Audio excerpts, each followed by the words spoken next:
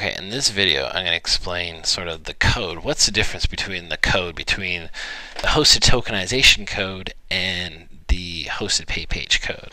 So if I bring up the code, here's the code. So here's the hosted pay page example. So as you can see, it's very simple. At its simplest level, you can add extra stuff like billing information, customer ID, order ID, shipping info, that kind of stuff. But at its fundamental level, this is as simple as it gets. You just have your two credentials, your store ID and HTTP key, and then you have the charge total, the amount you actually want to charge the customer. It's just that amount. So if you want to charge them $10, you would just change it to $10. Always has to be 2 decimal places, and that's pretty much it. Very simple. With the hosted tokenization, however, it's a little bit more complex. Like the HTML is very, very simple, but then you also have some JavaScript going on. You also have some JSON sort of going on as well. If you were to actually sort of configure this for, say you wanted to create your own tokenization example, it's pretty easy. The only thing you need to have, though, is you need to have a public-facing website that's available on the internet. So I'll just go over exactly how to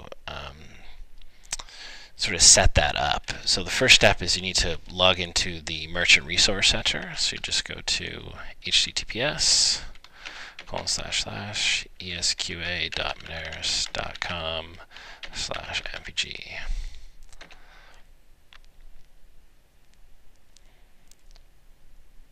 And then there's the website. So if I were to just log into any store, I could log into demo user. And the credentials are right here on the side. Store 2, for example. Password.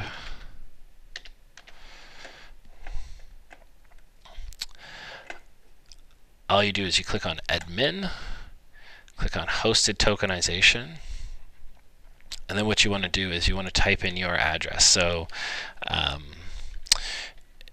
say your site is Google or something. You could type in Google. Now if your web page is sort of my subfolder slash my other subfolder folder slash here is my file, the HTML, you don't have to do that. Like, you don't have to have all the the exact path of where the actual file is.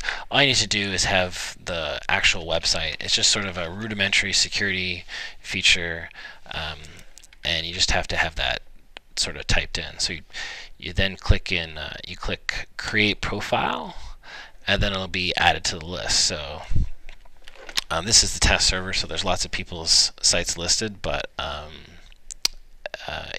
in like a production account, you would probably just have your own system. So at this point, you have the profile ID.